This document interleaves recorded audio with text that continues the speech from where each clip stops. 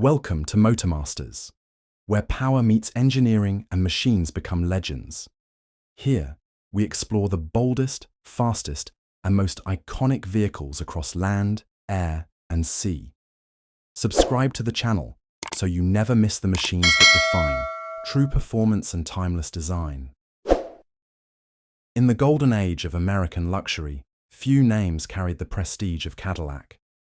And among Cadillac's finest creations stood the Fleetwood Brougham, a rolling monument to elegance, size, and unmatched comfort. The name alone evoked images of tailored suits, cigar lounges, and effortless V8 cruising. It wasn't just a car, it was a statement. The Cadillac Fleetwood Brougham has a long and proud lineage, but it was the models from the late 1970s through the early 1990s that truly cemented its legend. In particular, the 1980s and early 90s editions, with their squared-off styling, vinyl roofs, and sheer presence, became cultural icons. A favorite of executives, celebrities, and even hip-hop legends, the Brougham was more than transportation. It was rolling American royalty. Let's talk dimensions first. These cars were massive. The 1992 Fleetwood Brougham, for example, stretched over 221 inches long, longer than a Chevrolet Suburban. It rode on a full-frame, rear-wheel drive platform and weighed more than 4,600 pounds. This was the last of the true body-on-frame. Cadillacs built the old-school way, strong, heavy, and unapologetically luxurious. Under the hood, the Fleetwood Brougham was powered by a variety of V8 engines over the years. In the early 80s, Cadillac experimented with smaller displacement fuel-injected V8s to deal with fuel economy regulations, including the infamous 4.1-litre V8, which, let's be honest, was underpowered for such a large car.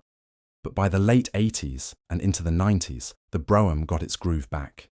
Most notably, the 5.7-litre Chevy small block V8, the legendary 350, became available. It wasn't fast by modern standards, but it delivered smooth, effortless torque and that deep classic American V8 rumble.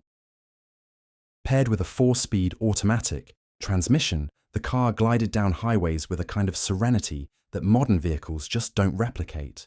And the ride. Think floating on a cloud. The suspension was tuned for comfort, not performance. The Brougham didn't carve corners, it conquered boulevards. Soft springs, massive wheelbase, and thick, sound-deadening insulation created an environment where road imperfections simply disappeared. It was quiet. It was smooth. It was Cadillac. Step inside and you're greeted by a living room on wheels. Plush velour or supple leather seats, deep carpeting, simulated wood trim, and an ocean of space, both front and back. Rear passengers weren't just accommodated, they were pampered. Wide armrests, ashtrays, power everything, and headroom that would shame a limo. The dashboard layout was classic 80s and 90s GM, boxy, functional, and oddly comforting. Technology. For its time, the Fleetwood Brougham had it all. Automatic climate control, digital instrumentation, power seats, automatic headlights, remote mirrors, and even optional cell phone prep kits. Cadillac didn't build drivers' cars, it built owners' cars, and if you owned one of these, you'd arrived. Visually, the Fleetwood Brougham was defined by its formal roofline, vertical tail lights, and chrome that could blind on a sunny day. The squared-off lines gave it undeniable road presence. You didn't mistake this for anything else.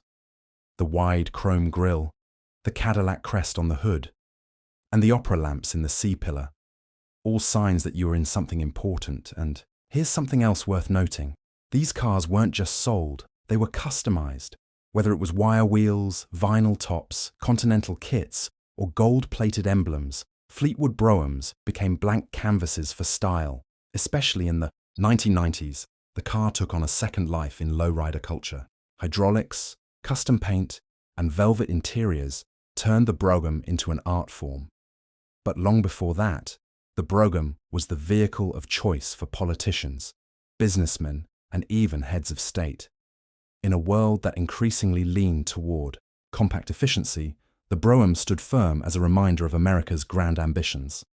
It said, "Bigger is better, softer is smarter, and comfort is king." So why did Cadillac eventually stop making it? By the mid-1990s, consumer tastes were shifting. SUVs were on the rise. Luxury brands from Europe and Japan were gaining traction.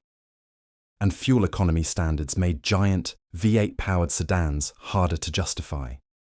The last true Fleetwood Brougham rolled off the line in 1996, the end of an era. Cadillac's lineup would never be quite the same again. But the Brougham didn't vanish. It became a classic, a symbol, a collector's item.